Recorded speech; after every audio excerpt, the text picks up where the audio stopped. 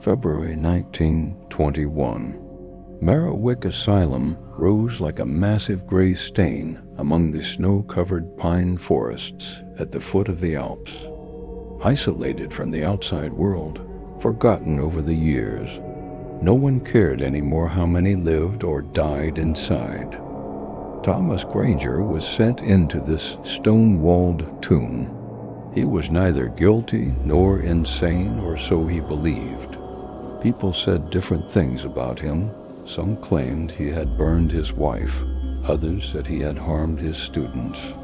But Thomas remembered only one thing. He was a music teacher, and this was all a terrible misunderstanding. But Merriwick was the kind of place that erased memories as easily as it swallowed time. Thomas sat on his iron cot, counting the cracks in the ceiling. Every night he woke to the same sound. Click, click, click, like a rusty gramophone needle skipping over the same tune. One night he passed a door marked with a faded sign. What struck him was not the warning, but that the sign had been removed and hung upside down. A rusted handprint stained the wood, as if someone had tried to open it and never returned.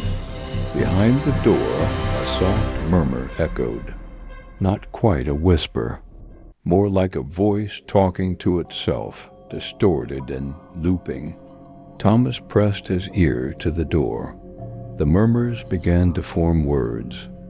I remember you, Thomas.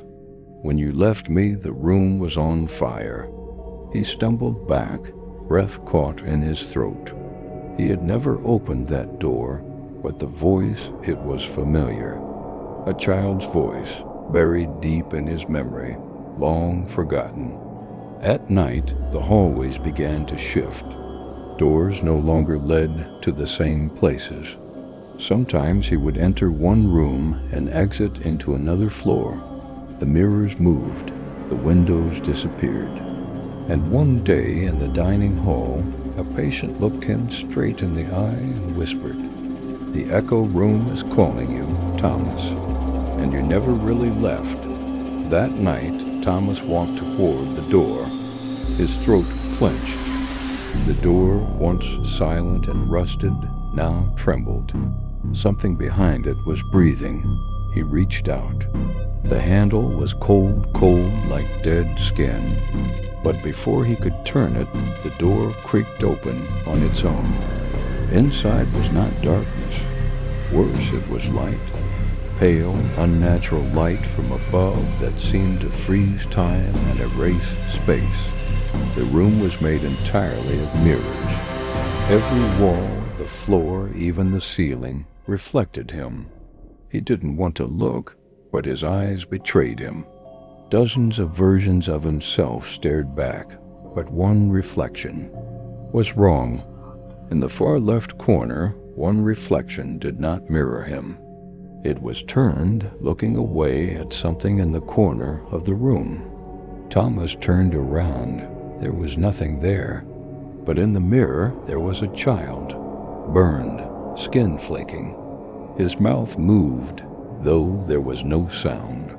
"I burned with you, Thomas. You forgot us." Thomas screamed and punched the mirrors. They didn't break. They only echoed.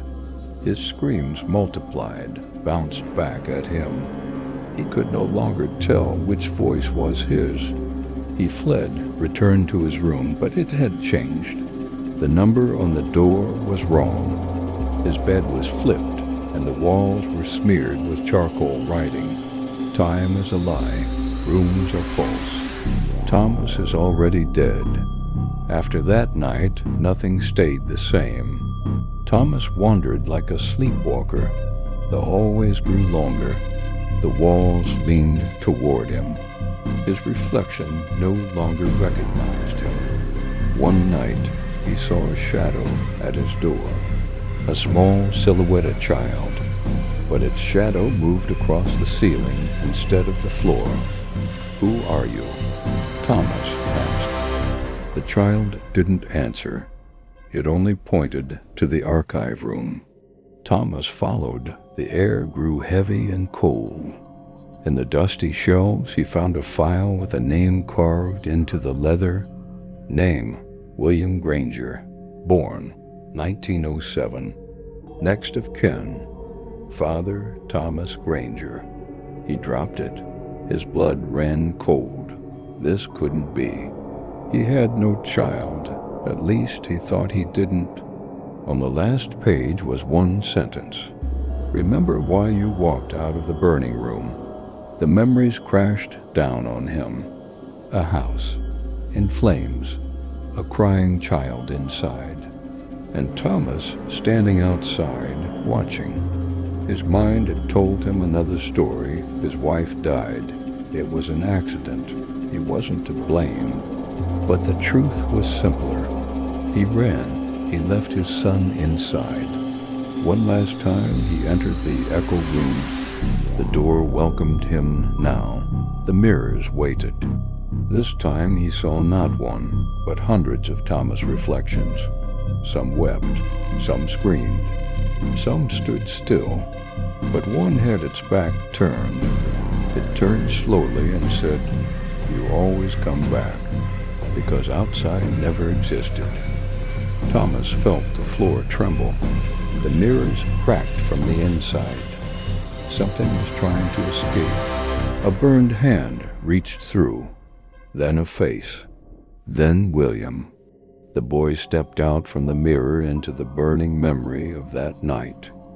Each step echoed a scene. Thomas stood still as he watched himself run.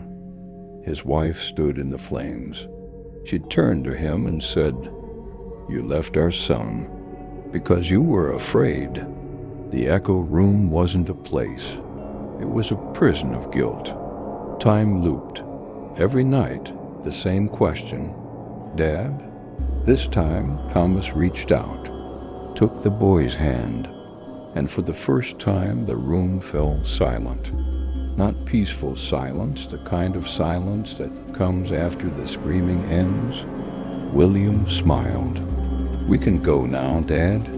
In the morning, a nurse entered Thomas's room. He was lying on his bed, still.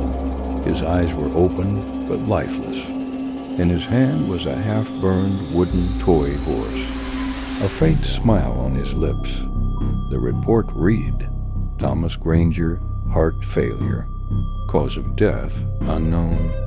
But the staff still say that on some nights from the East Wing they hear it. Click, click, click.